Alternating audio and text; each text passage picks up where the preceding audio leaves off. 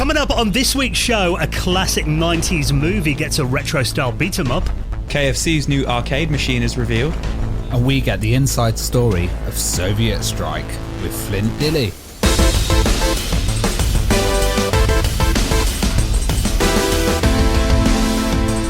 The Retro Hour podcast is brought to you each week with our good mates at Bitmap Books, who've just launched their brand new book, A Guide to Japanese Role-Playing Games. At 652 pages, it is their biggest one to date. So you can check that out and lots more on their website at bitmapbooks.co.uk. Hello and welcome to the Retro Hour podcast, episode number 282, your weekly dose of retro gaming and technology news with me, Dan Wood. Me, Ravi Abbott. And me, Joe Fox. And welcome to our favourite bit of the week, just before the weekend, when hopefully you're getting ready to do a bit of relaxation and play a few old school video games across the weekend. And we update you on all the big happenings in the world of retro gaming and technology from over the last 7 days. And we bring you a legend from the industry as well. Now, we have got an amazing guest that we'll tell you more about very soon. But I think it's fair to say the last 7 days have been slightly stressful for us after. I've been like Homer Simpson pulling out my hair, getting stressed. And we launched a survey last week. And this was a listener survey, so we can kind of get the feedback. And then as soon as we launched the survey, the website went down, didn't it? And it's kind of semi my fault. I'd say mainly it's the host, but I had another account and I was migrating a domain off that account. And, you know, it's a separate package, but the domain people decided to take us offline. And then you know what it's like when you've got customer support and you ring them up and you're like, can you fix this? And they're just like reading off a script like, yeah, we were offline for about 4 days until we managed to get it back up. What got me was just wait 24 hours, and then you rang them again. Oh, wait 48 hours, and then you were like, rang them again. They're like, wait 72 hours, and then you were just like, right, I'm going to try and fix it myself. I'm going to hack it. I'm going to hack it back into life. And I managed to. So the result of this really is, last week we wanted to do this, our first ever listener survey in 5.5 years of doing this show, to find out what you like about the podcast, what you want to hear more of, what kind of systems you want us to cover, what you like about the show. Really, you know, it'll take you about 5 minutes to do it, but we went quite in depth, and really it's going to help us make this podcast better for you, tailor it so it covers the subjects that you're into, and also help us get more, you know, suitable advertisers for the show as well in the future. But yeah, we launched the survey at midnight on Friday, and then the website went offline for 4 days at 1 minute past midnight. So I did put it out to our patrons about 2 or 3 days early who test drive it, you know. So, but what it really means is, because we do get 90% of our listens on a new show between Friday and Monday, really only our patrons have filled it in, apart from a couple of people that have found it. And so. You know, we had this incentive as well, and it's win £100, basically, because we were thinking, you know, there's so much retro gear. We wanted to pick something, and actually giving away £100 is a much better way, because you can buy what you want. But the problem was all these people then wanted to find it and wanted to get on it, and it wasn't available. So the patrons aren't going to get an advantage for having it first. You know, it's still going to be picked randomly from everybody that's entered the survey. And how long's it running for, Dan, as well? Well, yeah, we have launched the survey again now, so it is on our website. If you head to theretrohour.com, we are going to extend it by a couple of weeks since nobody could access it over the last week. So we're going to run this until the middle of August now. And like Ravi said, I mean, you go on there, it'll take you 5 minutes to fill it in, and everybody who fills in their details, I mean, you can do it anonymously if you want, but if you want to leave your name and email address, we'll put you into a prize draw where you could win £100 in cash to spend on retro goodies of your choice. So again, I mean, like we were saying last week, it is really, really going to help us out. So we want as many people, like you said last week, Ravi, a survey is only as good as the amount of people that fill it in. So if the website doesn't work, yeah, which was actually no one filled it in so far. So please, we're launching it again. You'll find it on our website right now. If you'd love to help out the show, that's a really easy way of doing it. theretrohour.com. Now we have got another belter of a show for you this week. An interview that you guys did that I've listened to already, and I was blown away. I think this is one of my favourite interviews I've heard you guys ever do on this podcast. I arranged it, and I was like, let's get Joe on this one. And then Joe just shined. This is like Joe's, oh God, seminal interview. Don't do that to me. So I only found out I was doing this interview probably about 45 minutes before we did it. because I finished work early, and Dan was like, it'd be really helpful if you could jump on this, because you were in the middle of something, weren't you, Dan? And I was like, yeah, man, I'll jump on it, man. And I literally jumped on my computer 5 minutes before and started reading through the questions. And what an interview this turned out to be. Like, this guy has worked on so many classic. We mainly, obviously, we speak about games. You know, a lot of Sega CD games, a lot of PlayStation 1 games, a couple of N64 games and stuff.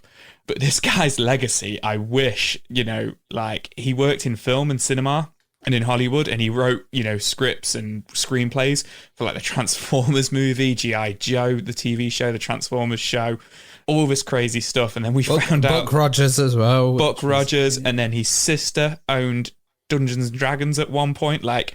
Just some crazy, crazy stories that we only managed to touch on for a couple of minutes for us to then end up talking about what we were kind of set out to talk about, which was, you know, the strike games, Soviet Strike and Nuclear Strike, which was really, really interesting because they're such big legendary games, which I grew up with as well. You know, Soviet Strike was the first ever game I had on the PlayStation 1. So for me, I went in there focused on that to then find out all this other amazing stuff. So we're hopefully going to get him on again to talk about some of the other stories, because he even said, didn't he, we were on with him for about an hour and a half, and he was like, oh guys, you only got to like 1995 and you missed so many 80s things. And we're just like, you've worked on so much, Flint, like we just can't put it all in. He's like the ultimate 80s storyteller, and he even did a lot of the FMV games, and it's great to hear him, you know, come from kind of the movies and story writing for them to then go into video games. And I think he really enjoyed this because everyone usually just interviews him about Transformers, the movie. Exactly. And there was also a part where we started talking to him, spoiler alert, we spoke to him about Double Switch, the Sega CD game, and he thought we were going into Night Trap. And he was like, oh yeah, I worked on Night Trap as well. And we were like, oh, we've not even got any questions about Night Trap. See, that is the thing about doing like a 1 hour-ish podcast, not a 5 hour one, isn't it? You know, sometimes you just got to focus on the core material. But when you get a guest like this, I mean, I remember, you know, when Ravi got in touch last week and organised the interview, Ravi was so excited. He said, he's done this. And we're looking and like, my God, it's like, this guy's like AAA, you know what I mean? The amount of stuff he's worked on. But again, I mean, being a video games podcast, we like the other stuff, you know, Transformers and that. But really, this interview, you go in depth on Soviet Strike and Nuclear Strike, that obviously were by Electronic Arts, follow up to Desert Strike and Jungle Strike. You know, I love those games on the Amiga and the Mega Drive. But I think you're right. I mean, for me, Soviet Strike, an early PlayStation 1 game, I've actually got both of them in my hand here off my shelf. Nuclear Strike still needs shrink wrap. I haven't opened this one. But Soviet Strike has been very well played. Yeah, so like I say, Soviet Strike Christmas 95 for me. Yeah, but I think it is interesting because Soviet Strike was such a massive game. And I know you guys in the interview kind of talk about how, you know, they had all these big plans for Nuclear Strike, but then some stuff went wrong with that meant it didn't end up becoming as big a hit as the predecessor. Even though, you know, I've played it before, this is just a second-hand copy I got.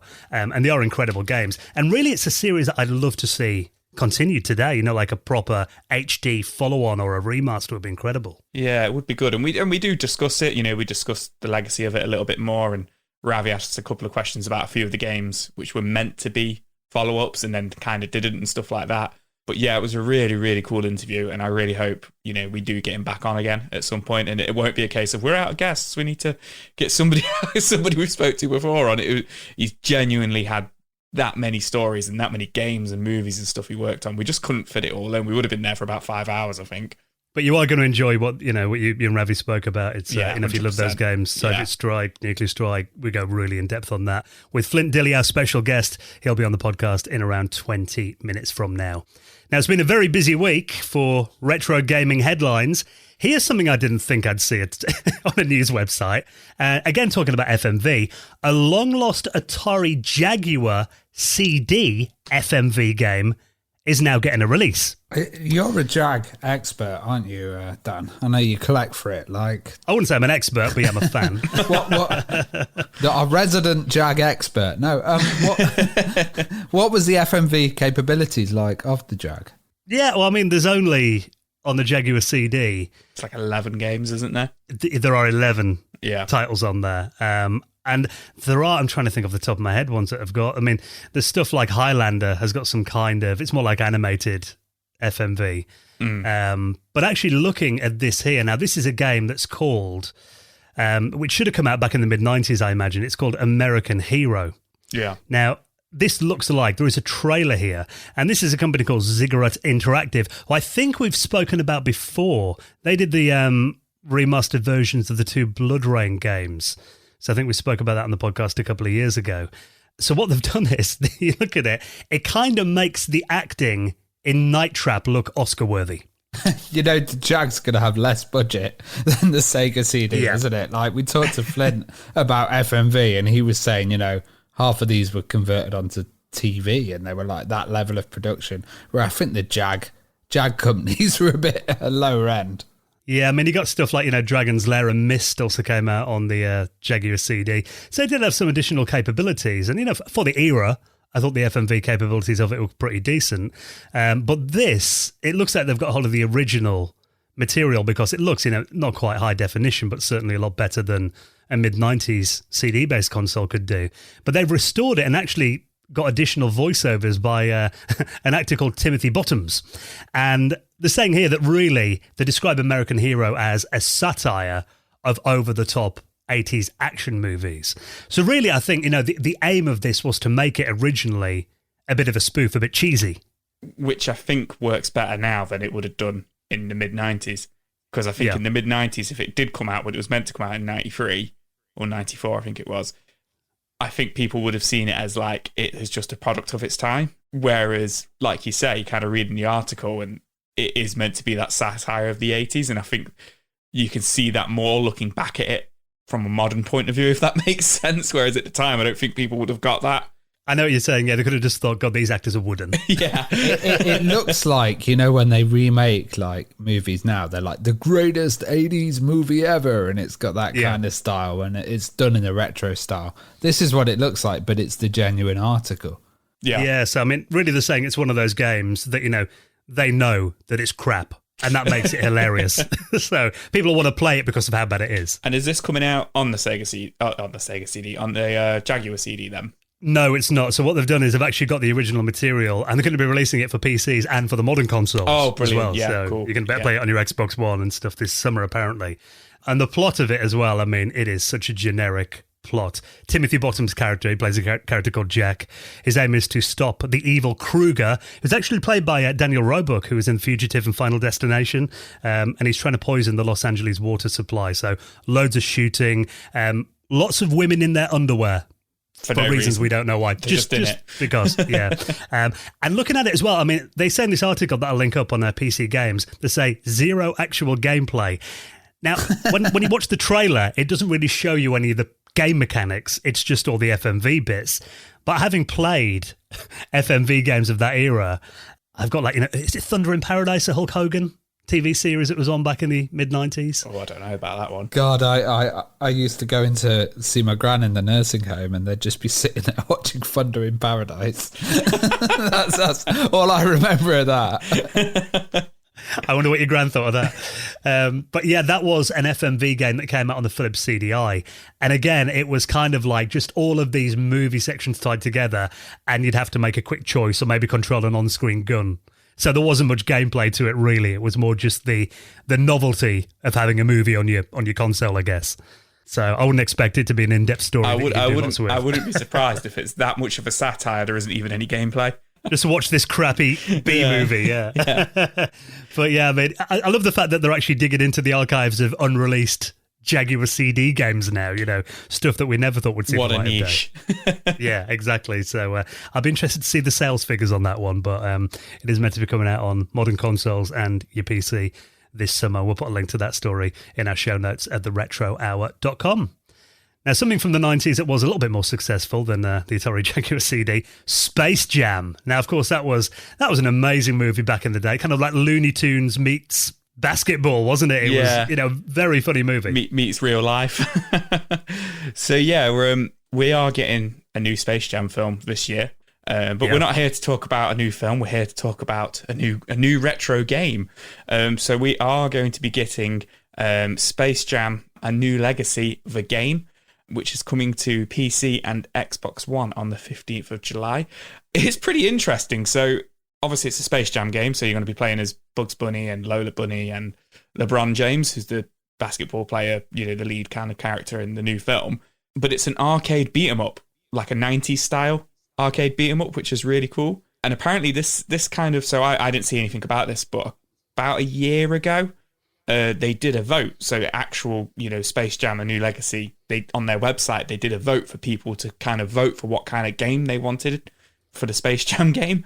Right. And the 90s inspired arcade beat 'em up was the number one pick. So they've made it, and it's going to be free to play on Xbox One for Game Pass. And then it's going to be, I think after about a month or so, they're just making it completely free to play for anybody on Xbox One, which I think is pretty cool. Like an advert for the movie, really, isn't it? Yeah, it's pretty much going to be an advert for the movie, but, you're going to get all your achievements and everything like that. I'll probably check it out because, I'm a sucker for beat-em-ups.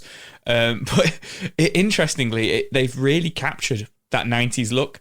It looks quite like the Simpsons game to me. It looks a bit like Day of the Tentacle to me, actually. Just some of the way that they've drawn the doors. Yeah, stuff like that. Well, if you look at this trailer, at the start of it, I agree, Ravi, that's the first thing I thought. You've got this kind of 3D rendered Bugs Bunny that looks like the remastered version of Day of the Tentacle. Then you get about halfway through, and it goes into this kind of like Sega Mega Drive style graphics. So, there's both in there. Yeah, no, it does look cool, and it's, it's free player as well, which I love. That proper takes me back to the 90s, like the free player arcade cabinets. So yeah, I'm looking forward to it. I mean, I when I first saw it, I thought it was going to be like the basketball game, which we got on PlayStation 1 and Sega Saturn of Space Jam. It passed me by, Space Jam did. Shaq Fu was the big one. When I was a big Space Jam fan, I was. And there was another one, another game, MJ Chaos in the Windy City as well. Did you ever play that? The title rings a bell. No, I don't know that one. I thought you were going to say Moonwalker then, the Michael Jackson game. But no. No, this is Michael Jordan. Yeah. No, I wasn't aware of that one. So it's kind of a Michael Jordan platformer where he was like kind of rendered on it, and you'd use the basketball as like a weapon.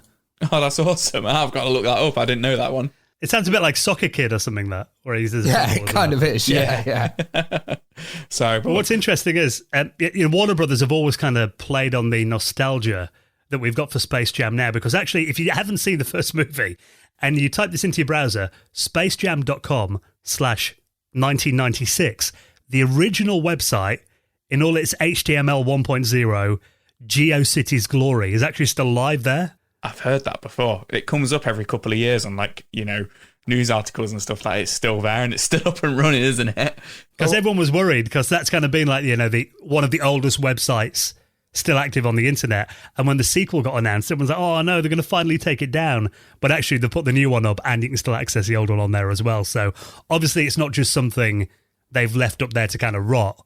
They're obviously looking at this as a bit of a time capsule and, preserving it, which I think is really cool. I think there's a renewed interest in that period of basketball. I saw a great documentary called The Last Dance, which is on Netflix, and it's all about the Chicago Bulls in that period with the team and all the madness that went on as well. And just really, like, I didn't know much about basketball, and then looking back at that, you realise how much you know, and like Dennis Rodman and all the kind of crazy stuff that was going on. All the films they were getting into and everything. But yeah, no, this looks cool. I mean, maybe the three of us should play it online or something, with it being free players. Stream it. Yeah, that'd be fun, actually, especially if it's kind of like in that vein of the Simpsons arcade. We all love that kind of gameplay anyway. Can't beat that like retro side-scrolling beat-em-up. So look forward to that. Should be available very soon to Xbox Game Pass holders and then to everybody else next month. Now, we have talked, actually, last week, we were talking about the Simpsons arcade, and I said, getting my garage converted. If I could have any arcade machine in there, that would probably be the one. My mind may be slightly changed by this next story, though. What about having a KFC-branded arcade machine in the corner of your room? The KFC Hot Winger 64. Now, if you are to get this in your converted garage, I'm got to be the bearer of bad news. There is only 2 of these being made, Dan. But this... looks so... I bet it stinks as well. Your whole garage would stink of chicken. This is just like, for me, like, obviously I live and breathe retro, all 3 of us do, but this is so random and so strange, but like, it's so like head turning as well. So from what I understand, KFC are holding a gaming tournament over the next couple of weeks. Now, one, there's 16 gamers. This is the actual like proper tournament which people can go like watch and stuff. And there's going to be 16 contestants who have already been selected, you know, from winning previous competitions and stuff like that, who are going to be playing various different games against each other. They're going to be playing Tetris and Space Invaders Extreme, and a couple of other games and a mystery game. So it's all very retro. And then the winner of that will win £10,000, and the KFC Hot Winger 64 arcade cabinet, which is a fully working, fully functioning, stand-up, full-size KFC arcade cabinet, which looks very similar to the SNK Neo Geo kind of cabinets to me. Yeah. But yeah, it looks like it's a Pandora's box in there, and it's fully functioning 2-player. But yeah, it's KFC themed. And then the second one is going to go out to online contestants. So if you want to play, if you want to get involved, anybody can just like sign up to it and get involved. And then whoever wins that will win the second Hot Winger 64 cabinet. So imagine if you entered it and you won it, Dan, and then you got that sent to you. As a vegetarian. As a vegetarian as well. And this is against gaming elites by the sound of it. I've got no chance of ever getting past these guys. Oh, but I love the look of this as well, because let me describe this then. It's an arcade stand-up unit, full size, in KFC red. Yeah. It's got the stripes down the side. It's got the kernel on the front of it. KFC Gaming written underneath. And then there are like fried chicken wings and stuff on the side of it. And Hot Winger 64 written in kind of a retro kind of 8-bit font. And like, KFC bucket underneath smiling. Have you seen what's written across the control panel? It's finger clicking good. Nice. This is mad because I think we even covered it. There was a KFC console that was announced. Yes, a few years ago. But yeah, the KFC console was last year, which I think was the same tournament, I want to say, and I think that might have been the prize for that about a year ago. I could be wrong. Didn't that have like a chicken chamber that would keep your chicken hot while you're playing games? Whilst it renders. Yeah, it's so random, but it's got us talking about it. It's definitely getting people talking about it. I saw a whole craze years ago, which was people making Mountain Dew PCs. So they'd make a Mountain Dew themed kind of PC. But also, if you think about it, like, wasn't there a Coca-Cola version of the Game Gear as well? There was, yeah, with the Coca-Cola Kid as the game. So, yeah, so there was fast food. There's some connection. Weird. Yeah, with it's games, not the first time things like this have happened, but the Coca-Cola Game Gear was a much wider release. I think there was quite a few thousand of them. I mean, I could be wrong. There might have only been a couple of them, but I know people have them. Whereas this is just like, they're just making, and that, that was of the time. Game Gear was out at the time, whereas this is like, oh, here's a retro arcade cabinet. But they're getting news for it, aren't they? They're getting news for it, absolutely. So, yeah. So it's not a KFC PS5, but it's a KFC arcade cabinet to play. By the sounds of it, it's loaded up with retro games and it is playable as well. Yeah. It's complete. It's got Pandora's box in there. By the looks of things from the picture, Pandora's box 5. Like loads of hacked ROMs. Which is just, loads of hacked ROMs, which will probably have about 1,000 arcade games on there from like the early 80s to the mid 90s. So, pretty cool to have in your garage. And play with sticky fingers. Yeah, you need to use those lemon wipes before you go on.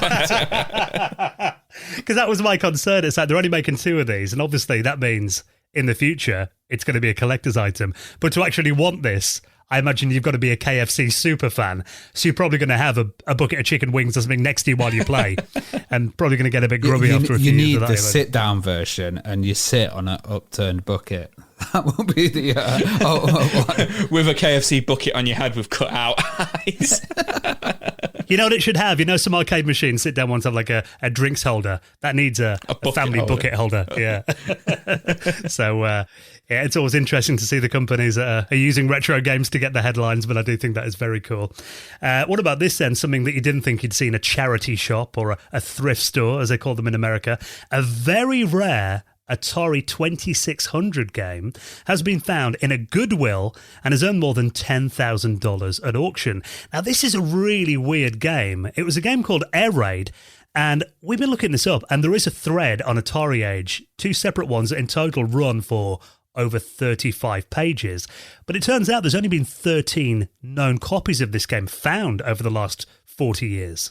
Well, it's interesting because it's actually programmed by Gary Kitchen as well, who we had on last week. Oh, so really? We could have asked him Damn, now we you tell us. missed an opportunity there. But Get it back on. Yeah, this is an amazing car. It's got this kind of massive plunger on the top, and we've seen news about this previously because one of them sold for a ridiculous amount of money. But amazing that this was found in a charity shop. It's by a couple called Menavision, and I've just been looking at like the kind of history of Menavision, and it seemed like it was a couple that had their fingers in many pies. They had a couple of stores, and Mena Sports Goods were one, Mena Toys and Mena Jewelry. So I guess Menavision was like part of the Mena brand. And probably after like Activision or something, I guess. Yeah, television. And they must have got Gary to program this, and maybe he's got a copy. Who knows?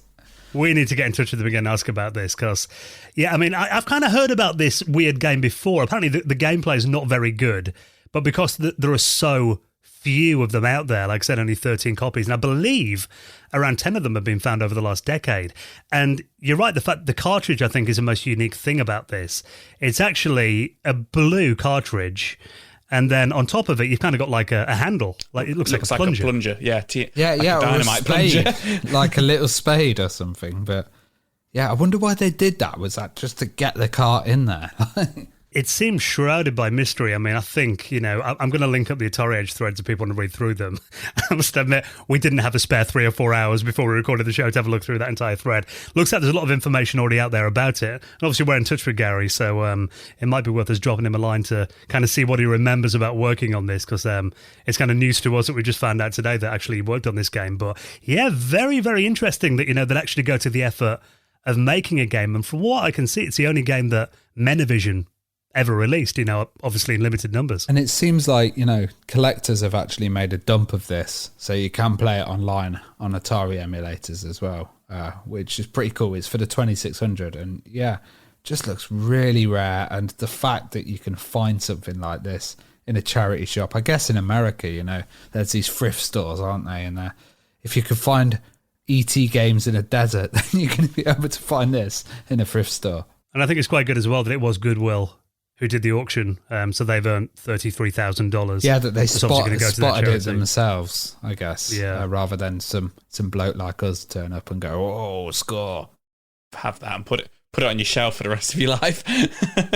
Yeah, which I'm sure the person who bought it probably has. Oh yeah, absolutely. But at least, like you say, it's gone to charity and stuff. Yeah, apparently it's going to help out 20 homeless people and 10 at-risk kids as well with that money. So, really good cause. So, very cool. I mean, I've never found anything. I mean, God, I can't even find a copy of FIFA 2005 in charity shops around here anymore. Mate, I've got tons. Tons I was going to say, it's Ravi sweeping through them all. A mountain of old FIFAs on a shelf behind him. Now, before we get to our chat with Flint Dille, talking about Soviet Strike, Nuclear Strike, all those classic games and lots more as well. Just quickly, something I want to mention as well about a game that was just everywhere when I was a kid. All my mates just suddenly got Sega Master System 2s. In fact, I think I've mentioned it before. My friend Dougie, who got one for Christmas in around 1990, and his mum didn't get him any games with it. And the only game we played over and over again was Alex Kidd in Miracle World. And I think for many kids who had a Master System 2, probably one of those games they could play with their eyes closed. Well, was that only regional? Because it was built into the Master System 2, but was another game built into another region maybe? I think some of the later ones had Sonic. Yeah, some of the later ones had Sonic, but I don't know about the regions. But yeah, I remember playing. My friend had a Master System 2. And me and my brother, being naive, always thought it was the sequel to the Mega Drive because we had a Mega Drive and they had the Master System too. And we were amazed that Alex Kidd was built into it. And he was like one of the early mascots as well, wasn't he? Really? Yeah, he was. Yeah, he was kind of like, the pre-Sega mascot before Sonic came along. 1987, the game came out originally. Great platformer, definitely one of the best on the system. But now it's had a lovely HD upgrade that came out this month. Just came out in the UK this week at the time of recording and is available for PC, Xbox One, Switch and PS4. I mean, I'm looking at this straight away and I'm thinking, I'm downloading this on the Switch tonight. 'Cause, games like this feel so at home on the Switch to me. But they've given it such a lovely graphical upgrade and the first thing you're going to notice on here. It does look beautiful. I mean, you said it's just a HD remaster earlier on when we were talking about it, but there's more in it. There is more to it. It does look like, they've completely rebuilt the game. I mean, I could be wrong, but to me, from watching the trailer, the game looks a lot smoother. The controls look a lot smoother. Don't get me wrong, we're all nostalgic for Alex Kidd, but when you go back and play it, it is a bit stiff. This doesn't look stiff. This looks really smooth, really, really modern, really playable. So yeah, this looks a lot cooler than I thought it'd be, to be perfectly honest. Because when I saw it, I was like, oh yeah, Alex Kidd. I probably won't pick this up. But now I'm looking at it, I'm like, okay, maybe I will pick it up. Well, this is, like you said, it's a recreation, really, not just a straight HD port. So they've improved the controls that you said is often a complaint about the original game. Yeah. There's new levels in here as well. Okay, yeah. And they've got new boss fights. They've changed some of the boss fight mechanics in here too. What is good, though, is if you want to go back to the original game, it is that thing, I think we were talking about it last week, when you get a classic mode in a game, so you can press a button and suddenly all the original graphics come back and the original level design and the original boss fights. Pretty much the Master System version, you can play that as well if you want to. Yeah, that's pretty cool. That is awesome. Looking forward to it. You have to let us know how it is if you're going to be getting it on the Switch. Yeah, well, that's the thing. I mean, the weekend's coming up again. I always look for some good Switch games to play while the missus is watching Love Island or something boring on telly. Oh, God. She's watching something boring like the football. Yeah, I think there was some England game or something on earlier today. No. We're not football fans. We're not football fans, unfortunately. Yeah. But I heard they did all right anyway. But yeah, this looks awesome. Apparently, obviously, new music as well. That's obviously a big part of these kind of new versions, HD updates of games. So yeah, nice title to get an update, I think. And like I said, very at home on the Switch. So I'll let you lads know what it's like. Now, before we chat to Flint, Dille, let's just give a big mention to our wonderful friends at Bitmap Books, who are sponsors of the Retro Hour podcast. We love Sam and the team there. We've worked with them for years, and they do just the most incredible retro gaming books. These things are real celebrations, real love letters to all aspects of retro gaming. And in my hand, weighing down my hand, actually 2 hands to hold this, is a copy of their newest book, A Guide to Japanese Role-Playing Games. Now, I just want you guys to maybe turn your headphones down ever so slightly or just maybe take them off for a second. This might be loud. Let me just gently place this on my desk. Nice. Ooh. You need to add some reverb and earthquake effects. Yeah. Sounds like a drum snare. I think I just heard the neighbours bang on the wall. It was that loud. This is their latest book that is actually the biggest book that Bitmap Books have ever done, weighing in at a massive 652 pages. It's an absolute beast and dedicated to all things Japanese role-playing games. Now, I know, Joe, you're kind of our resident fan, aren't you? Yeah, man, I'm a really, really big RPG fan, really big JRPG fan as well. And, there's literally hundreds of games covered in this, which is absolutely amazing. Games, you got all your big games like Final Fantasy and Chrono Trigger, which we were just talking about a minute ago, and Chrono Cross, and Dot Hack, but literally the list is just hundreds of games, and lots of games, lots of JRPGs that I haven't even thought about for years on there, like Seventh Saga, Seventh Dragon, Albert Odyssey is one of my favorites as well. And the quality of these books as well, absolutely amazing. Big, massive, like Dan just showed us, big, massive hardback books with just amazing quality to them as well.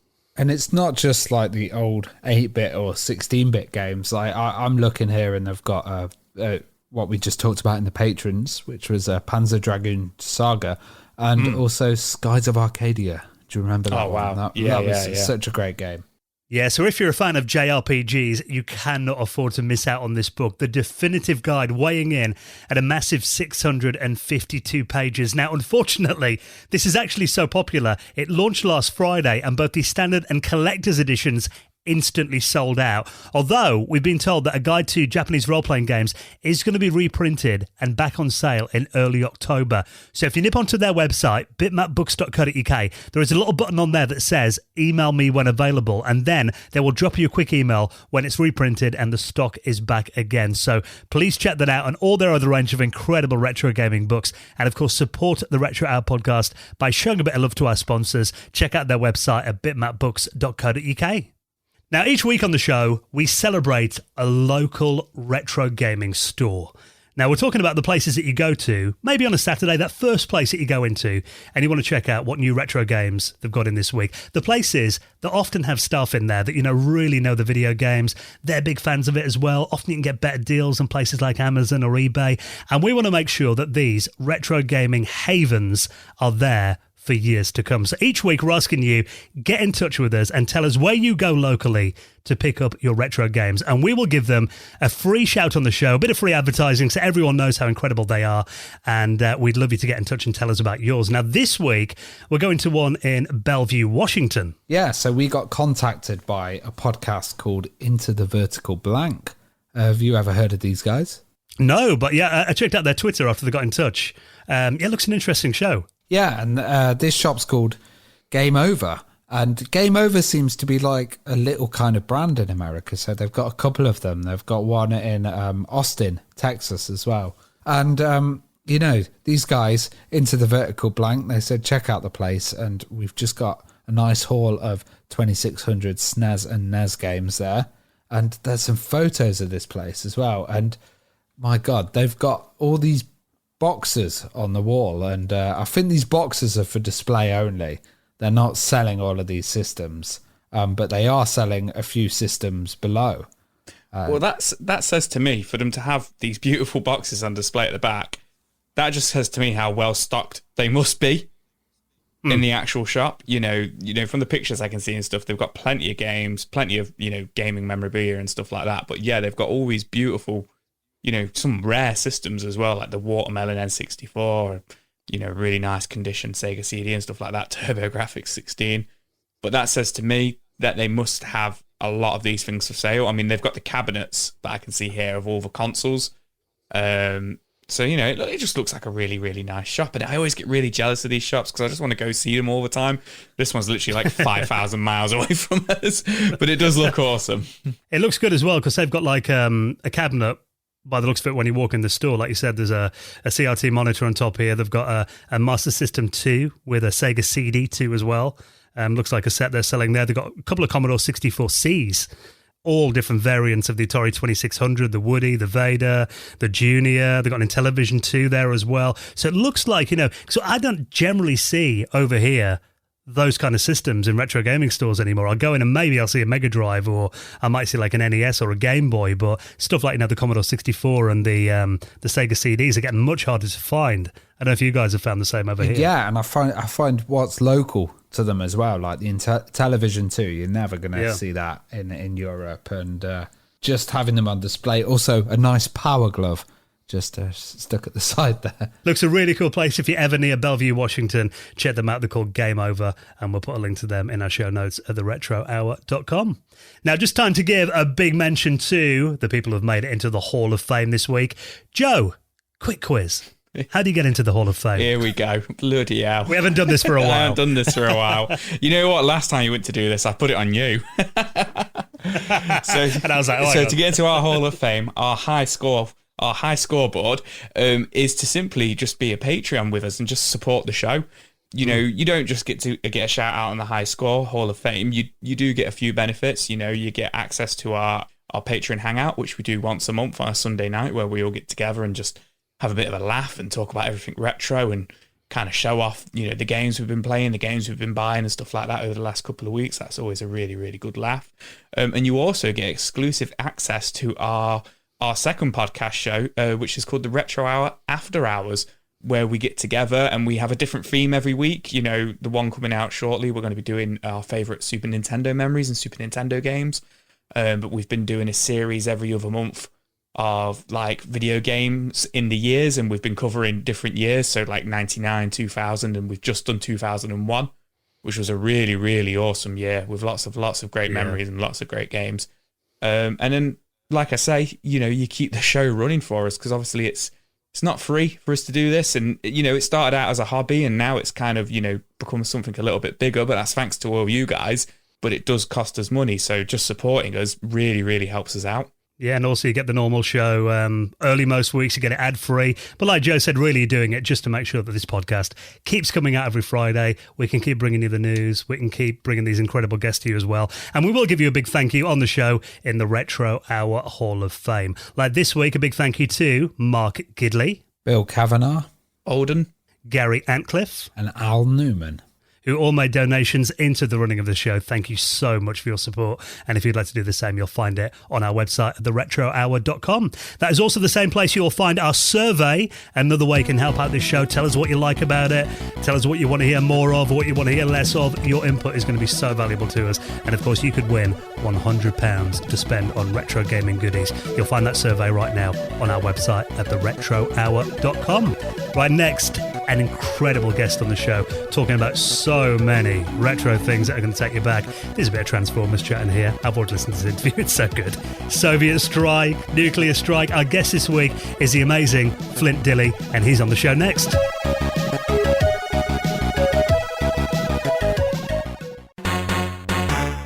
You're listening to the Retro Hour, and I'm here with Flint Dille. How are you doing, Flint? Oh, just great. Just great. It's good to have you on. And, we start with a question that we ask all our guests. And that was like, what was your first gaming experience? Be it a board game or Dungeons and Dragons or something that really stood out to you? Playing a game, not designing one? Yeah, one of your first memories. Well, we'll get rid of like tic-tac-toe and stuff like that. I remember I was probably like first grade, and we had an exercise at my school where all the kids who were older, like the impossibly old sixth graders, dressed up like chess pieces, and they taught us how to play chess. And that was a really great experience because I couldn't do much else in life, but I could play chess. I mean, I learned how, and then just went on, Stratego, Broadside, Monopoly, Clue, all the normal stuff. So that was like a giant human chessboard with the kids then? Yeah, it was a giant human chessboard, and that really fascinated me. And so I just kept playing and playing and playing. And what got you into stories, and which tales fascinated you as a youth? Oh, yeah, once again, kind of, all the usual stuff. I mean, I was, I was dyslexic, so I couldn't read very well, and so, I mean, it took me a long time to get into reading. So people would read things to me, and my parents would buy absolutely anything if they thought I'd read it. They bought comic books back when that was subversive, and I could have Mad Magazine and none of the other kids could. And so I grew up really on television. I mean, in the beginning, and then when I finally could read, then I started reading stuff. But once again, just like everything, I even to this day, I'm pretty omnivorous. It's like everything from Hardy Boys to, Ray Bradbury. I read a lot of Ray Bradbury. For some reason, he connected to me very early on. Well, how did you end up becoming a professional writer? And you also must have been in the peak time that sci-fi was blowing up in the kind of 70s. Well, okay, three things happened the same week. And one was I graduated from college, 2, Star Wars came out, and 3, my parents moved to Carmel, which is a town just, it's a couple hours south of San Francisco. So I knew I was staying in California for the long term because I got out of college and had absolutely no idea what I was going to do with the rest of my life, except I had written my first novel, and it was a fraternity house murder mystery. But and the first thing I ever wrote was a book that never got finished, but oddly enough, I still have it.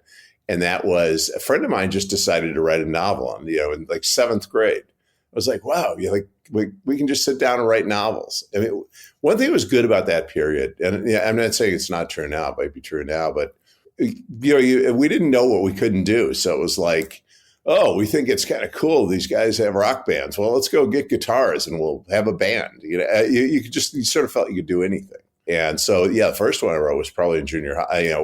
Started writing was probably in junior high. I don't think it's going to top off the literary masterpiece. And it was probably, I remember Arthur Clarke's 2001. Yeah, because I read the novelization of the movie. And that was something that was really influential when sci-fi was blowing up. I had all that stuff. My grandfather created a thing called Buck Rogers, which was a comic strip in the 1920s. Yeah. And so that stuff was all around me all the time anyway. It wasn't like that was alien material to me.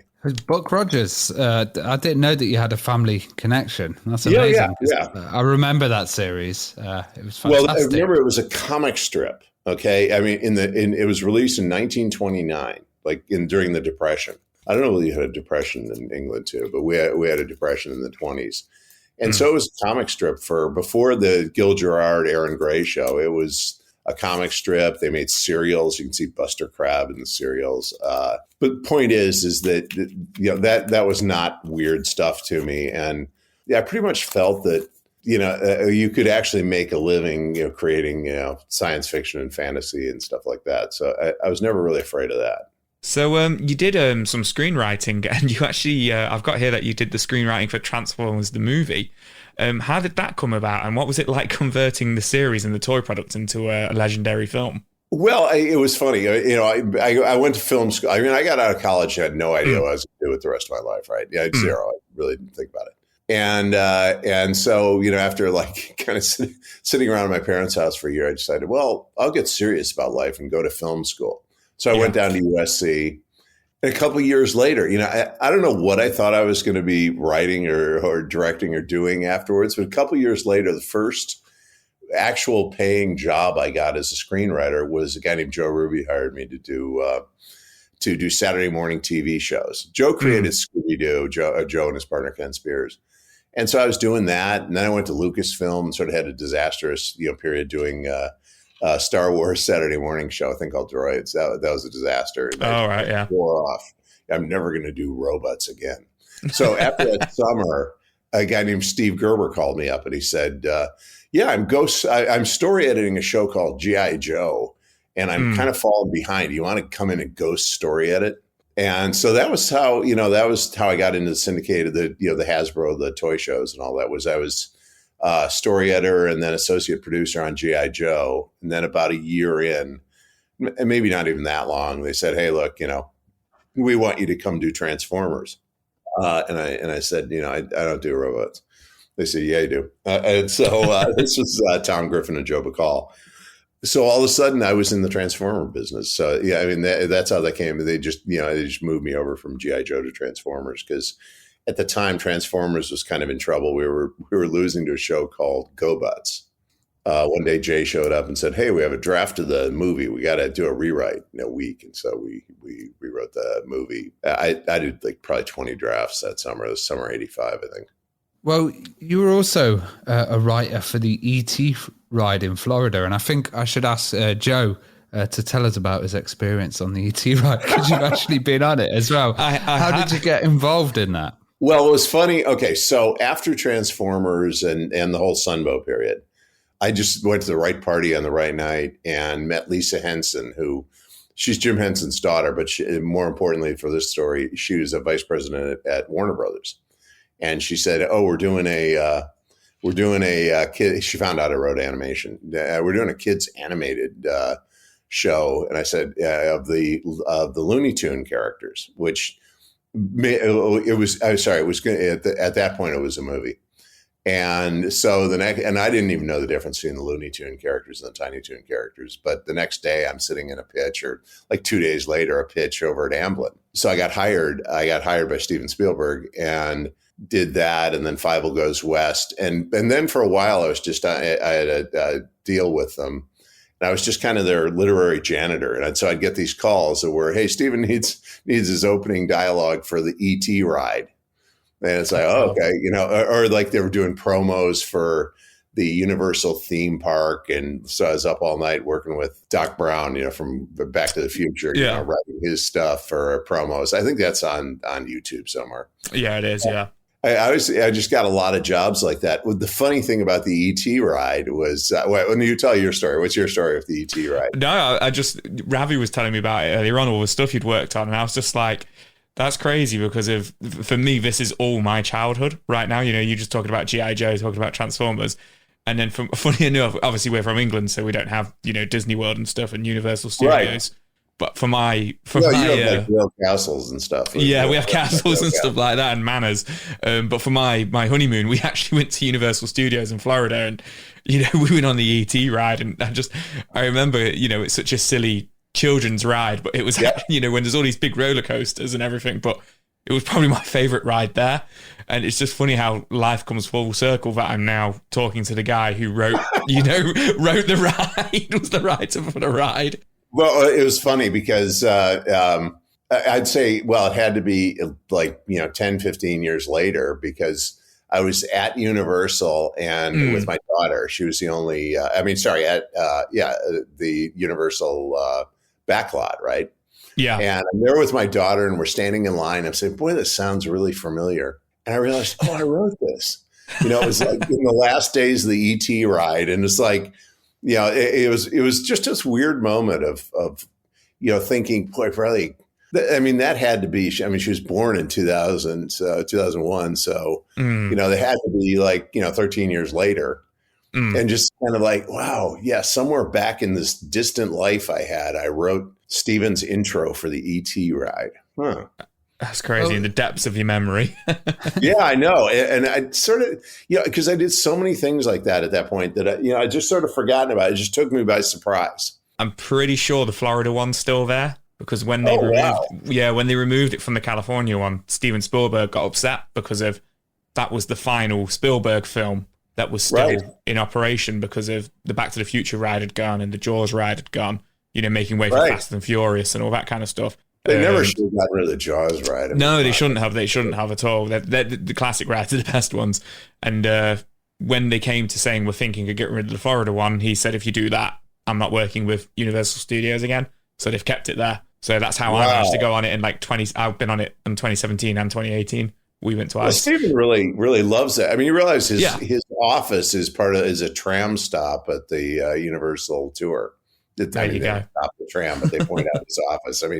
What's that tell you? Yeah, exactly. Working on theme park rides, did you kind of shift your interest and start to look into other formats like video games? Oh, no, video games came a whole different way. And that is at the exact same time I started writing cartoons, I met a guy named Gary Gygax, guy who created Dungeons and Dragons. Yeah. And it kind of became his protege. So I was designing, games, and we were playing chainmail endlessly, and we wrote Pick-a-Path adventures together. I was always a gamer. It's just, I remember when I got out of college, I was walking down a street in Monterey, and I walked by a game store, and I said, if I could do anything, I'd like design these games. But at that point, this is like the late 70s, D&D was out, and I played it in Berkeley, but I didn't think anybody could really make a living doing games. I just thought, I just had no idea how to do that. I knew how to go to film school and make movies. So that's what I did. So how did it kind of come about? Because Buck Rogers' Countdown to Doom was, I believe that was your first big game that you worked on. That was the first one. Yes. Yeah. And how did that come about? Well, what happened was at I think like 85 or so, my sister bought TSR, the game company that makes Dungeons and Dragons. Oh, wow. And we owned the rights to Buck Rogers. So we decided, well, let's do some Buck Rogers stuff. And the first thing we did was a board game. I think it was called, I don't even remember what it was called. Battle for the 25th Century, I think, Buck Rogers. And that did really well. At that point, I was just designing like kind of pure board games, but you couldn't make your living. I didn't actually get paid for the stuff I did with TSR, but I loved doing it. And I was writing movies anyway, so I didn't really have to get paid. And so the first thing we did was Battle for the Future. Warren Spector worked on that, and he went on to do a lot of video games, and Jeff Grubb and Jim Ward, was in my Google feed today because they've reopened TSR. And Ernie Gygax. It's just like the whole classic, team at one point or another. The whole idea with that, I'll get to the Countdown game in a second, but there's a little backstory. And the whole idea was it was going to be Risk, but with moving planets. And then the Game Master games were out, like Axis and Allies. The Hasbro was doing those. And so we made it like that. So you're flying through space, and you have fighters, bombers, transports, genetically engineered mutants and all that. So, and we wrote a whole Bible for it, because that was after, I think I started it while I was still doing Transformers, But I just approached that iteration of Buck Rogers like it would, the same way I approached G.I. Joe and Transformers and the other stuff I did for Sunbow. So we did that game. And meanwhile, Mike Pondsmith and I took the Buck Rogers concept and turned it into a role-playing game. I mean, it was really Pondsmith wrote the role-playing game, who was doing Cyberpunk at that exact moment. Yeah, talk about something that resonates in 2020. Yeah. And he was great, and so that was the first sort of, massive, epic role-playing game I was involved in. So the TSR had a deal with SSI. And so Pondsmith called me up and said, hey, they want to turn the role-playing game into, or maybe my sister did, I don't remember who did, somebody did, and into a video game. It's like, oh, great. And I would say very possibly the most fun role-playing session I've ever had was we role-played through what would become Countdown to Doomsday. I mean, we're sitting there, a bunch of goofs, just, going through the beats of the story in the video game, but literally role playing them. And I think that is to this day the best way to design a game.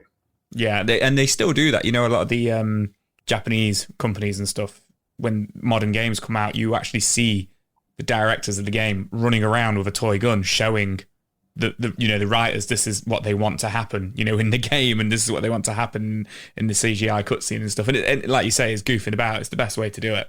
That is the best way to do it. I mean, what you mentioned Soviet Strike, and what's interesting about that is Mike Becker, who I've done stuff, I don't know, for the last 4 decades. I think it's Mike Becker. I mean, he the first thing we did was Soviets. No, we did a couple games with a company called PF Magic. The first kind of proper console games I ever did really were, Countdown to Doomsday was the first computer game. But I did a lot of stuff for what first Hasbro Electronics. I mean, here's your old video game trivia. Had a company called ISIX, and they had some other name for it too. And we made games like I remember coming in at the tail end and not doing much, but coming in at the tail end of Night Trap. Yeah, it was Jim Riley and I think Rob Fulham. And then we did Double Switch. That was my real intro into video games. Well, when did you kind of first see CD-ROM interactive games, and what were your thoughts when you initially saw a Sega CD? Oh, because remember I had this dress rehearsal with the Hasbro format, so I already knew pretty much what that medium was going to be like. But Sega CD, my thought was, hey, now I can merge my two careers, because I've got this game design career going, and I've got this movie writing career going, and and I was writing books and movies and all sorts of stuff. But I figured now you can do it all at the same time. It's like, oh, good. You can tell a story in a game. Was it difficult kind of going from, working on TV and movies and, filming movies and stuff like that to then filming the interactive games for Sega and Sega CD? Or was it as simple as that? They just molded together, came together, easily? It was as simple as that. I mean, because I don't tend to be real linear to begin with. So the interactive stuff was frankly easier. Games have always been easier than movies. Was the story writing a bit of a change as well? Well, yeah, you have to build a game story totally differently than you would build a movie story. With a movie story, it's got to be all this whole linear thing, and every single thing counts. But you pretty much know that what the product's going to be. With a game story, you first start with branching. Well, if you think about branching for a second, it can go on exponentially forever. Does that make sense? Yeah. So it's kind of like a choose your own adventure. Right. And that was the first game writing I did. It was for books, but Gary Gygax and I did a series of choose your own adventure books. And we had a fighting system in it. So I'd already done a little bit of game design. And while I was up there, we were playing, we had a giant sand table. And so we were playing chainmail and, inventing scenarios and, what we now call mods and alt rule systems and stuff like that. So when it came to doing the Sega CD games, that wasn't really a big step. It was just doing it on film, but I was very familiar with that. And a lot of the issues of doing video games are very similar to animation issues. Well, what did you think of the 3DO as well, and how was that kind of sold to you? Because I know there was a lot of hype behind that system at the time. Well, it's funny. The guy I was just talking about, Mike Becker, was I remember one year, a 3DO was coming out, and one year at E3, I remember seeing Becker. I couldn't get there because he was in an area where you couldn't really get to. But he was demoing the 3DO, and all they had was some kind of fake footage from Jurassic Park. And something about the 3DO. I mean, I love the fact that it existed. It was sort of the promise of everything that was going to happen. But somehow 3DO just didn't seem real to me. It was kind of the first dress rehearsal I had for, a format that was not going to take off, but was going to was what everybody wanted. And so, CD and frankly, for me, the PlayStation 1 was when, we first got to do everything we really wanted to do. So you mentioned earlier on that you worked on Double Switch and also mentioned Night Trap there. A couple of questions around. Very, very little to do with Night Trap, but that was my intro to it. But did a bunch of games for that system. Yeah. So I was going to say, what was it like working with Corey Haim? How did you kind of get involved on that project? And also, do you think do you think Double Switch would have been bigger if it wasn't for the controversy around Night Trap?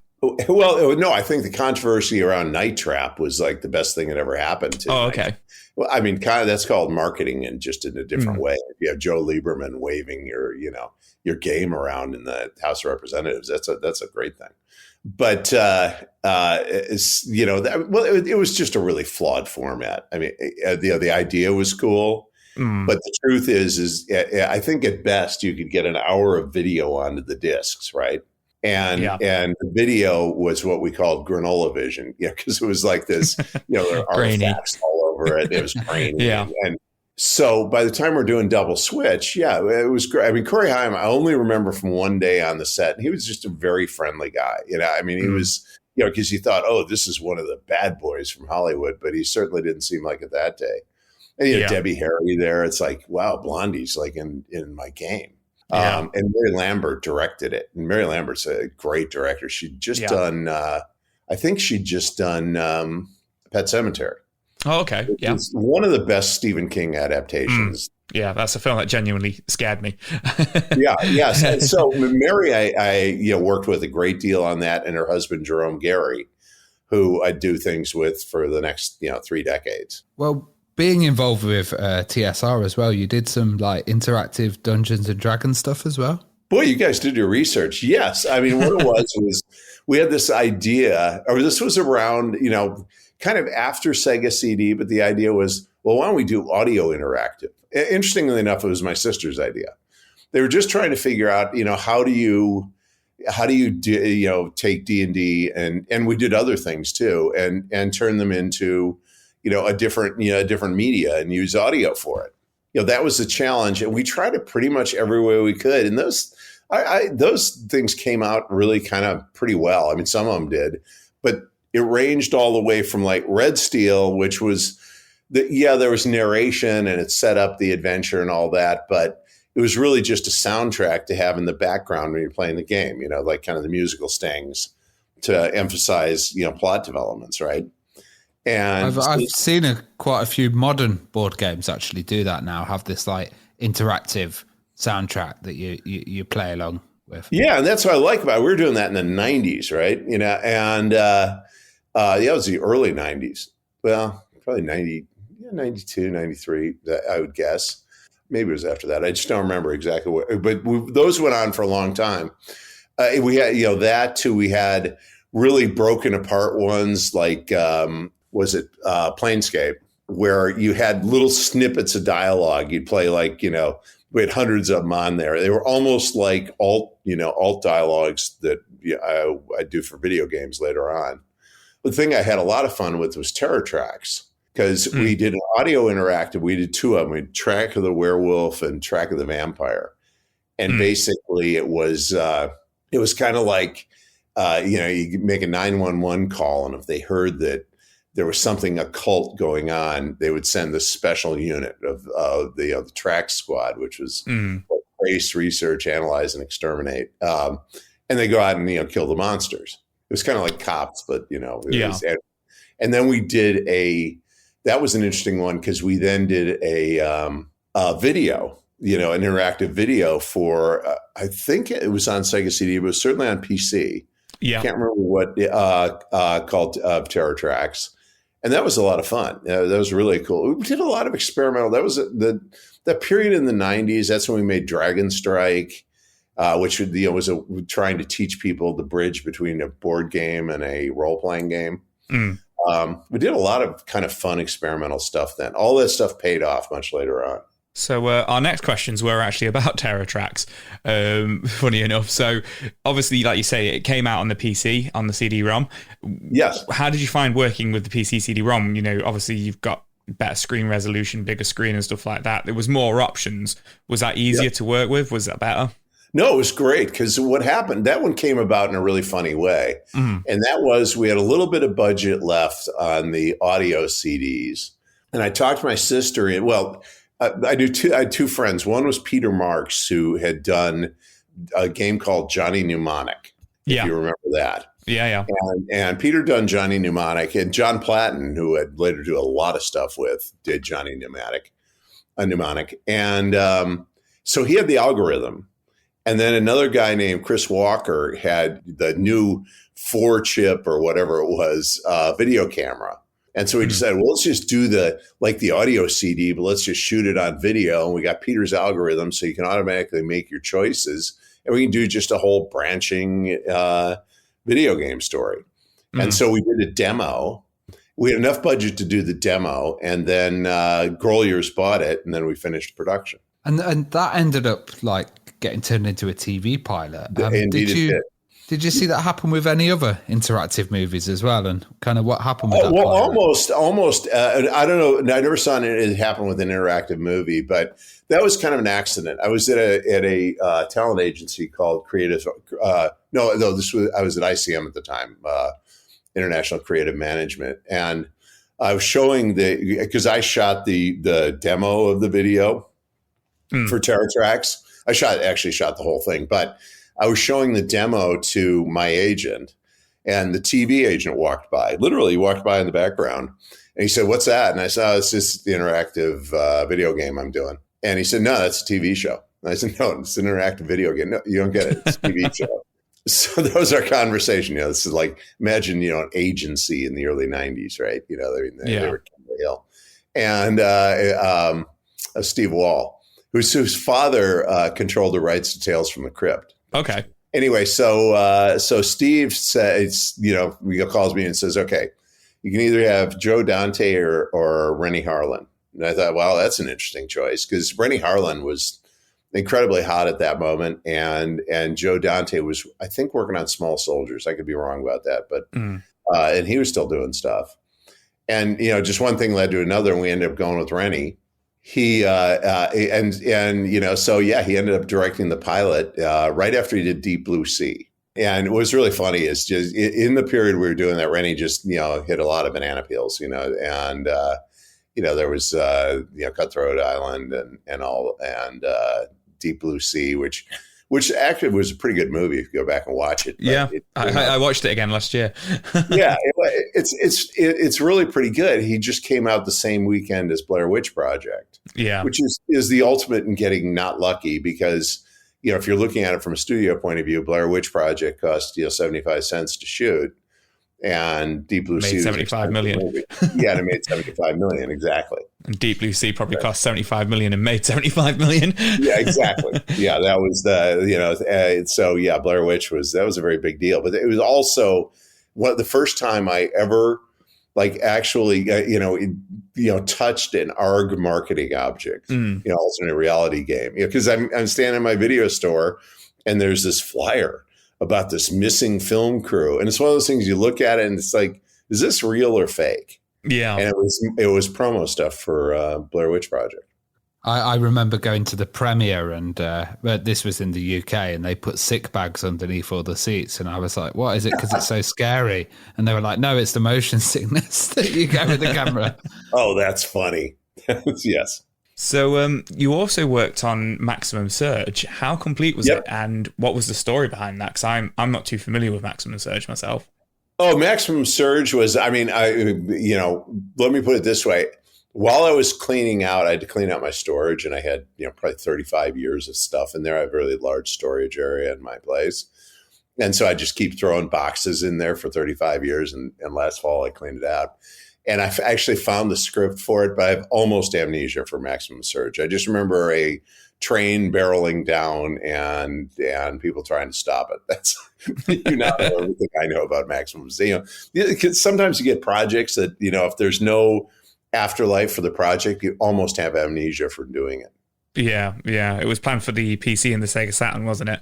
Yeah, I think the demo was only released, wasn't it? Yeah, I found the script for a theme park ride that was never finally done, but it was the thing I did with John Dykstra, and it was the Egyptian Book of the Dead is a theme park ride for a pyramid in Memphis. I'm not making that up, because Memphis was the ancient capital of Egypt, and so there they had twin themes of ancient Egypt and Elvis Presley, and so we did that ride.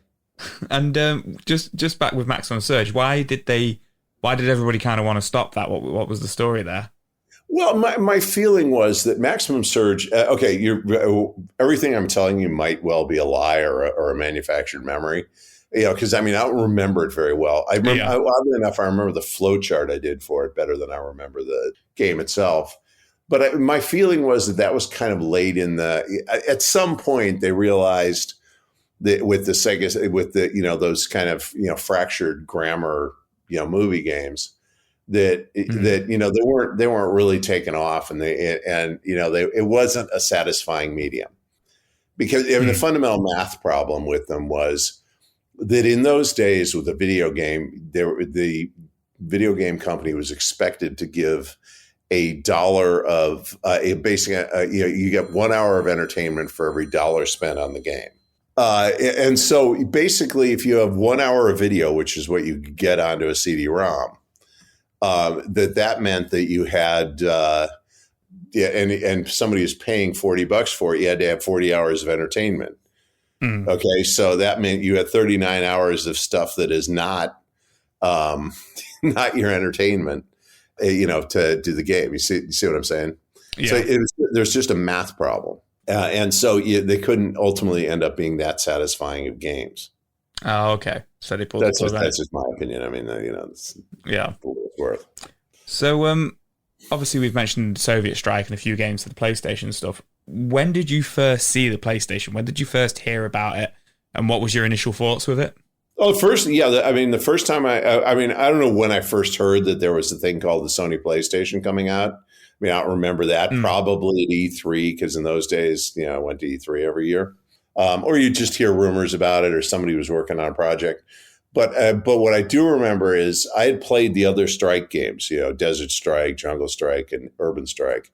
And I love those games. Yeah. Those are just great. I went and saw, what was that? I think it was a Tom Clancy movie. It was that, was it Clear and Present Danger? It was one of the movies where they had the satellite shot of the guys running in, the special forces running in. Yeah. So I remember going to see that, and I thought, I want a game like that. I walked, and in those days you had video game stores all over the place.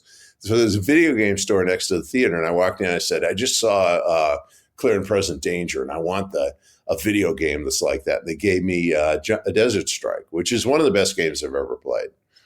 And so I was extremely familiar. And then I remember it was the last phone call I got before going to my wedding. Mike Becker called, the same Mike Becker.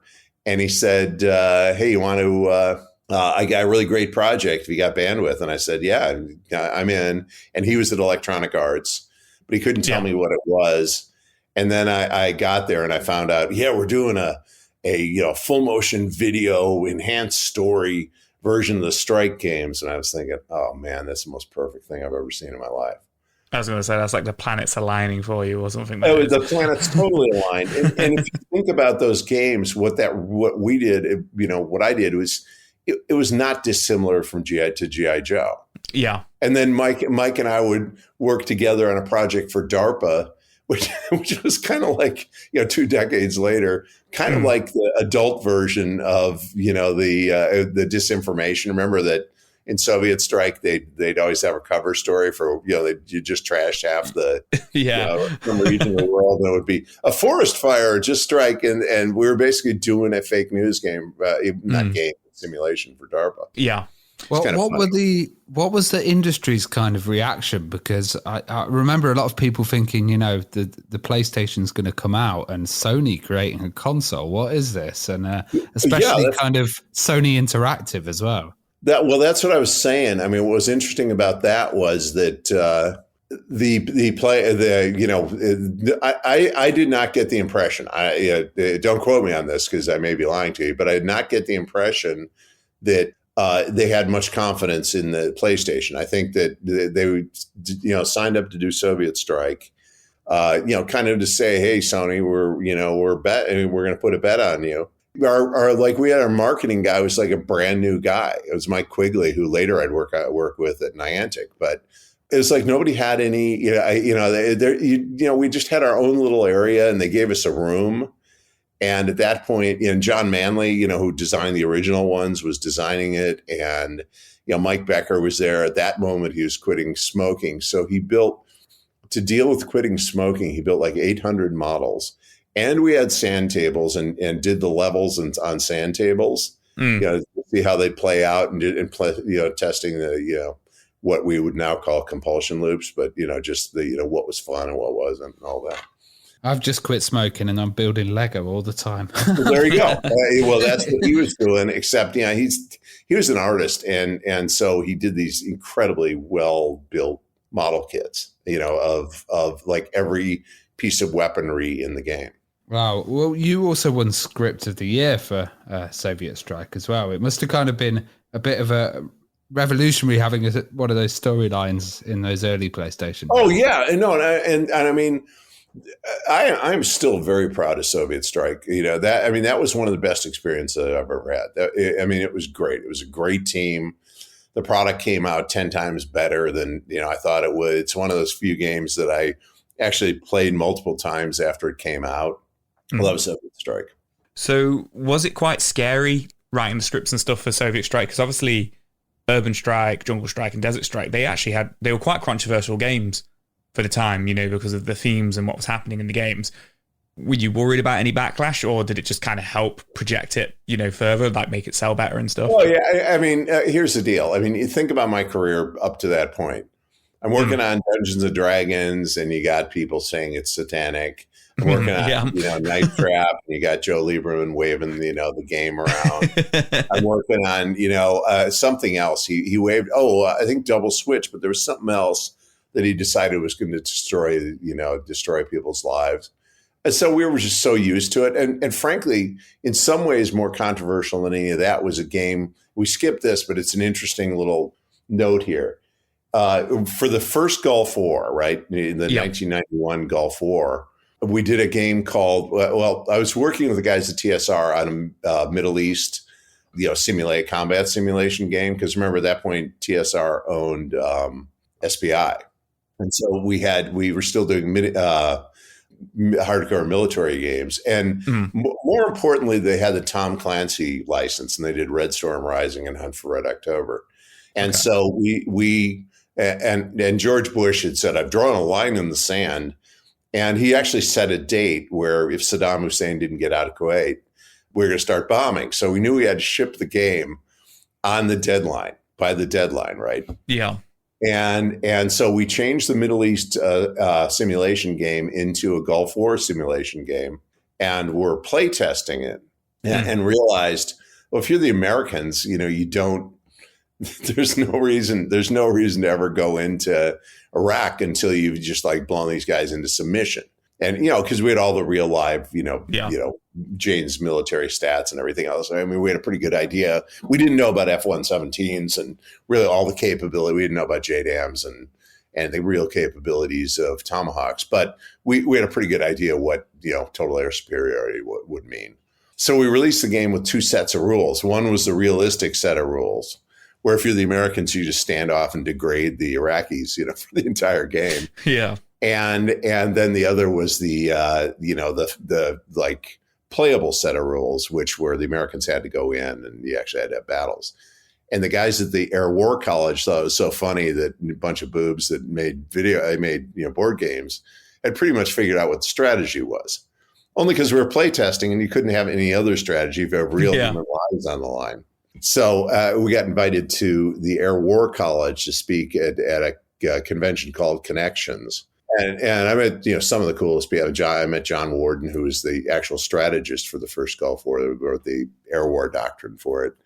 And Jim Dunnigan, who, if you've never read The Quick and Dirty Guide to War, that is what Soviet Strike, the mentality of it came out of. Mm. And he designed a lot of games, a lot of military simulation games. There are a bunch of guys. Bruce Shelley used to go there. Sid Meier would go there. Just an incredible collection of people. That was sort of an essential step in it. Is designing hardcore military strategy games. Was very helpful later on. I find it funny that you were kind of pre-predicting it before the generals and stuff. Well, it's not like we were geniuses, but I mean, when you actually simulated it, you just realize why would I ever go into Iraq? I can just bomb these guys. They're sitting in trenches, and we've wiped out their air force in the first night. Even in the game, we knew, once again, we didn't know how we were going to do it, and we didn't know that we'd take them down in 17 minutes, but we knew that we'd do it. You then, after Soviet Strike, you worked on Nuclear Strike. Did you find that hard kind of, following on from Soviet Strike? Obviously you won so many awards. It was a release game with the PlayStation. What was that like? Was it nerve-wracking, or was it just, business as usual? No, that's a great question. I remember one night the phone rang, and it was Rod Swanson, who was the producer on Soviet Strike. Mm. And he called, he said, hey, guess what? We have the highest selling game in the world right now. And I said, wow, that's fabulous. And, and they've commissioned the sequel. I said, oh, that's going to be great. We'll have, more money. Cause we did Soviet Strike. We were chasing around Chris Roberts' Wing Commander. And that was, that was a very expensive game. And EA, it had the impossibly large budget, $10 million. And I think EA was gun shy after that. So we were like, they were watching our expenditures much more closely. But I figured, we'll have all the money in the world for a nuclear strike and all that. And Rod said something that was downright prophetic. And he said, we're about to find out that managing success is just as hard as managing failure. And indeed, that's what happened. Because all of a sudden with Soviet Strike, with Nuclear Strike, all of a sudden every executive, wanted to come in and, have his input. And everybody all of a sudden, we were kind of pretty humble band of game makers in Soviet Strike, and in Nuclear Strike, everybody was a genius, and there were a lot of problems, and there was, and so Nuclear Strike kind of got torqued around. I never really liked a lot of there, and a new producer came in towards the end of it and just made a bunch of decisions I didn't think were really good, and everybody's fighting with each other. And the game came out. I mean, I think it was a multi-platinum game, but you notice that EA never made another Strike game after that. I was going to say, for me, I grew up with those games, and when Soviet Strike came out, I saw it everywhere. My older brother was playing it. My dad was playing it. My dad didn't play video games, but he was playing Soviet Strike. And when Nuclear Strike came out, I didn't even know it was a game until I was an adult. So like you say, even though you had this massive success with Soviet Strike, not to say Nuclear Strike was a flop or anything like that, it just, it kind of quietly came out and faded away. Yeah, it and everybody's sort of forgotten it. I think the truth is it outsold Soviet Strike. And really? At that moment, I wasn't that happy about it. Also, we had a TV show set up of Strike after Soviet Strike. And something that would repeat itself a number of times afterwards. It took so long for EA to make the deal that, the executive who bought it had left Fox, and so the TV show never happened.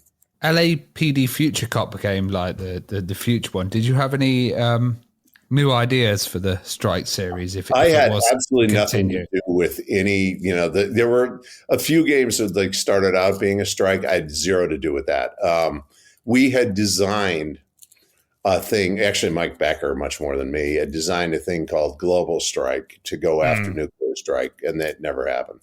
Found that design document in my closet too. One thing that I kind of found interesting was you also work with AOL and Electronic Arts doing online games and stuff. Right. Yeah. Though nothing came out of that. Nothing came out of that. No, that was just a big. Okay. We're talking about most of what we talk about are games that actually happen. There's an interesting thing to be done about all the projects that didn't happen, which I mostly have amnesia for. But this was a very silly period in time where, and, it's not that unlike now, but remember, this is a period in the 90s where AOL was a really big deal. Okay. I mean, there's still people, I still have a friend who's got an AOL account, but it was a very big deal. And so it was like, yeah, we'll have AOL and we'll be online and we'll make games and it's going to be great, and there were so many snipe hunts and schnook chases and silly things that didn't happen, and that was one of them. I think they actually did do games, but I mean, do you ever play an AOL, EA game? I think the AOL CDs are still around, but I never played any of them. No. Oh, those have got to be collector's items, and you got to give it to AOL. I think that is what got certainly in America, that's what got most Americans onto the internet because it actually worked. You have written a book, The Game Master. Tell us about that, and where can our listeners get a hold of that? Oh, well, it's on Amazon, or my publisher sells signed versions of them. Anybody wants to sign one? It's Rare Bird Books. It's called The Games Master, not because I think I'm a games master, but that was the title of a G.I. Joe script I wrote, and I crowdsourced what I should title my book on Facebook, and somebody came up with that, and everybody seemed to like it, so we titled it The Games Master, which is a fitting title from the point of view that that book is about 4 years of my life. That's from 1983. Okay. Pretty much just getting out of film school to 1987. The last little thing of it was getting hired by Steven to do what would grow up to be Tiny Toons.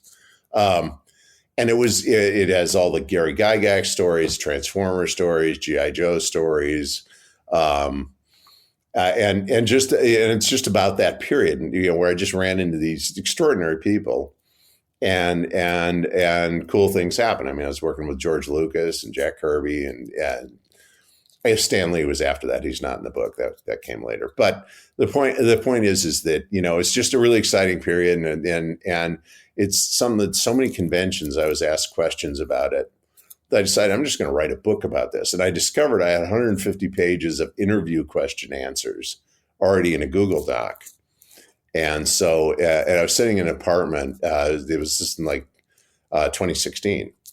And I was sitting in an apartment in Paris, and we had our new game. I was at Niantic at that point. Our new game was coming out. And it was kind of like, if it did well, we just spun out of Google. If it did well, then our company would still be around. If it didn't, I'd have to figure out what was next. That was Pokemon Go, so it did well. But that's when I started writing the book, and then I finished it right before COVID. The last meeting I had before COVID was with my editor on the Games Master. Good timing that you got it in there.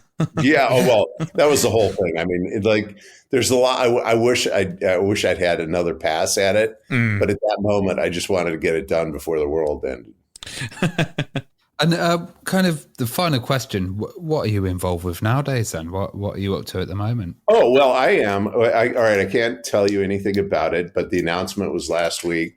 I'm in a company called Deviation. Oh, okay, so it's E3. What? So maybe it was something at E3. Yeah, exactly. Yes. So yeah, that is that is what I'm doing right now, and it is. I've certainly never worked on a cooler or more ambitious project, but I can't say anything else. We're NDA, and, they have, hit squads that come out if you talk about it. So, these are guys that made Black Ops and Zombies, right? That's what I'm doing right now. Yeah. And I designed the first role-playing game that I designed over COVID. I have a bunch of stuff that I was working on over COVID that is sort of coming to life. I had a thing called, there's a show I worked on at Sunbow called Inhumanoids. And ever after Inhumanoids, I wanted to do something, set under the earth, right? And so we got Subterraneans premiered at GaryCon, and a guy named Jay Parker, who's a great designer. He works with Telsorian a lot, but he's just a really great designer. Was taking my incoherent ideas and intentions and turning them into a real game design. So I'm doing my first RPG in a long time, working with Chris Metzen and who was at Blizzard, which is the guy behind really Warcraft, StarCraft, Overwatch, Diablo. He and I did Diablo together, and then wrote a series of Transformer graphic novels. And so we're cooking up some stuff with him and George Christic. And this is just kind of like fun stuff we're doing, because it was COVID, so we had a lot of time on our hands. Well, I'm glad you've kind of made good use of it. Thanks so much for coming on the show, Flint. Yeah, that was great. Absolutely ram-packed and amazing, mate.